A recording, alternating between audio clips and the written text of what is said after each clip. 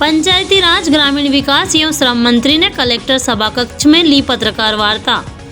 पंचायती राज ग्रामीण विकास श्रम मंत्री प्रहलाद सिंह पटेल का शनिवार को बालाघाट नगर में आगमन हुआ, जहां पर उनका भव्य स्वागत विभिन्न संगठनों के पदाधिकारियों सहित क्षेत्रीय जनप्रतिनिधियों व भाजपा के पदाधिकारी कार्यकर्ताओं ने किया है। वहीं प्रहलाद सिंह पटेल ने कलेक्टर सभा कक्ष में पत्रकार वार्ता का आयोजन किया, जिसमें उन्होंने पंचायत व श्रम विभाग से जुड़ी योजनाओं की जानकारी दी और कहा कि सभी पात्र लोगों को योजनाओं का लाभ दिलाया जाएगा। इस दौरान लांजी परसवाड़ा कटंगी के विधायक सहित कलेक्टर, पुलिस अधीक्षक व अन्य अधिकारी कर्मचारी मौजूद रहे।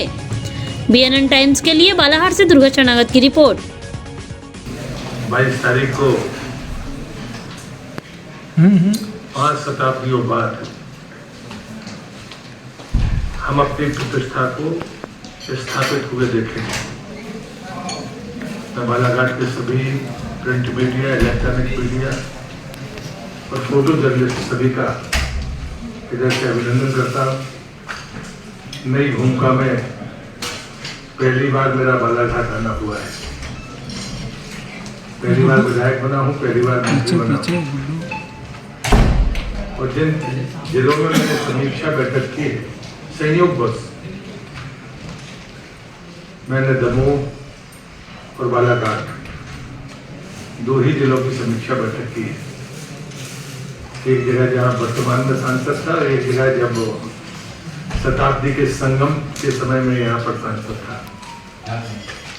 बालाघाट का मेरा अनुभव जीवन का श्रेष्ठ अनुभव। उस समय शताब्दी बदल रही थी, तब मैं यहाँ पर सांसद था। गौरक्षा का, गोवंश की रक्षा का जब संकल्प में संसद में लेकर आया और पारित हुआ, वो देश की आजादी के बाद पहला संकल्प किसी निजी सांसद का जो संसद में पास हुआ, उस समय मैं बालाघाट का सांसद था। फिर जब मैं अटल जी की सरकार में मंत्री बना, तब मैं बालाघाट का सांसद था। वामपंथी उग्रवाद बालाघाट की उस समय पहचान सी बन गई थी, लेकिन एक जनप्रतिनिधि होने के नाते मुझे वामपंथी उग्रवाद से लड़ने में इस जिले के हर वर्ग ने जो मदद की थी, उसका मैंने सदैव आभार माना। और वो मेरे जीवन का अनुभव था, जिसके कारण मैं देश के अन्य जगह पर आतंकवादी गतिविधियों के बावजूद भी अपने राजनीतिक कर्तव्यों को पूरा करने में सफल हुआ। चाहे वो मणिपुर हो, चाहे त्रिपुरा हो या अन्य कोई क्षेत्र जहां भी मुझे देश में जाने का अवसर मिला। आज भी मैंने अपने विभाग की समीक्षा की है। प्रधानमंत्री सड़क योजना, प्रधानमंत्री आवास योजना, उज्ज्वला योजना, पोषण शक्ति आहार का जो भी हमारी योजना चलती है वो, और खासकर से श्रम मंत्रालय, 2 मंत्रालय मेरे पास है। और मैं गौरवान्वित हूँ कि मैंने जीवन में एक राजनीतिक कार्यकर्ता होने के नाते जिंदगी भर ग्रामीण विकास, कृषि या मजदूर के लिए काम किया। आज वो विभाग मेरे पास है और मुझे काम करने का अवसर है। ये फर्क जरूर है कि जब मैं संसद सदस्य होता था तो मैं हमेशा, मेरे पास में जो भी समितियां रही हैं उसमें कृषि या ग्रामीण विकास अनिवार्य रूप से रहा है, और दूसरा कोई जो पार्टी या सरकार तय करती थी वो मुझे मिलता है। इधर जीवन का जो अनुभव है, उस अनुभव के आधार पर मध्य प्रदेश को देश में नंबर 1 का राज्य बनाना, ये ग्रामीण अर्थव्यवस्था की दम पर ही संभव है। भी ध्यान रखनी होगी कि हम अर्ध शहरी जिंदगी की तरफ आगे जा रहे हैं। घर में शौचालय है, 24 घंटे पानी की उपलब्धता की गारंटी है, बिजली है, तो हमको जल और मल की निकासी के बारे में गंभीरता से सोचना होगा। बड़ा थंब रूल है, यदि जल और मल की निकासी है तो घर भी सुंदर रहेगा, गांव भी सुंदर रहेगा, और जहां पर भी आप रहते हैं वो सुंदरता रहेगी। अन्यथा आप कितना ही अच्छा निर्माण कर ले, जल और मल की निकासी ठीक नहीं है तो आप मानकर चलिए कि गंदगी रहेगी। और इसलिए चीजें हैं हमारे सामने, हम न्याय करें और बेहतर ढंग से चले। कुछ गलतियां हुई हैं जो चिन्हित भी हुई हैं मोदी जी की कार्यप्रणाली के कारण। जैसे मैं प्रधानमंत्री आवास योजना की जब समीक्षा कर रहा था, चूंकि मैं स्टैंडिंग कमेटी में 5 साल रहा था, तो मैंने पूछा कि कितने अपात्रों को पहली बार प्रधानमंत्री आवास दिए गए। तो मध्य प्रदेश में वो संख्या 35,000 थी। और उसका परिणाम ये हुआ कि चूंकि आधार से लिंक थे, तो वो अपात्रता पकड़ी गई और उसके बाद में कुछ लोगों से पैसे की रिकवरी भी हुई, लेकिन पूरा पैसा रिकवर नहीं हो पाया। वो मकान तो बने ही नहीं, क्योंकि पहली किस्त के बाद उनको अपात्रता के कारण मिलना नहीं था। ये निर्णय करने वालों की गलती है, अब वो चाहे जनप्रतिनिधि हो और चाहे वो कर्मचारी अधिकारी हो। जो विकसित भारत संकल्प यात्रा मोदी जी की है, वो इसी बात को पुष्ट करने के लिए है। इस सरकार ढूंढे कि कोई जरूरतमंद लाभार्थी होने से बच तो नहीं गया। मैं रिपीट कर रहा हूं, कोई जरूरतमंद लाभार्थी होने से बच तो नहीं गया। अपात्र को तो मिलने का सवाल नहीं। और इसलिए मुझे लगता है कि सैचुरेशन की तरफ हम अगर जाएंगे तो हम बाद में कोई अच्छा काम कर पाएंगे। मैंने अपनी सरकारी बैठक में भी कहा है, मैंने अपने कार्यकर्ताओं से भी कहा है, अब हम भारत इस दौर में हैं मोदी जी के नेतृत्व में कि हमारे पास में पैसा है, खर्च करने की योजना हमें बनानी चाहिए। एक समय था जब हम साल के अंत में पैसा बटोरते थे, पैसा होता नहीं था। अब स्थिति ऐसी नहीं है। हम दुनिया में 5वें नंबर की अर्थव्यवस्था से ऊपर चले गए। 4थे नंबर की अर्थव्यवस्था को हमने कब, शायद हम बहुत जल्दी 3रे नंबर की अर्थव्यवस्था होंगे। और इसलिए मुझे लगता है कि हमारे सोचने का, समझने का, काम करने का तरीका बदलना चाहिए। और इसलिए आपका भी अनुभव होगा विकसित भारत संकल्प यात्रा का, उस अनुभव को आप जरूर शेयर करिए, हम उसे सुझाव के तौर पर लेंगे।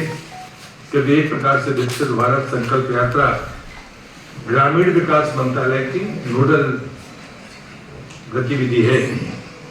मैं प्रधानमंत्री जी का अभिनंदन करता हूं। मध्य प्रदेश में 5वीं बार सरकार बनी है।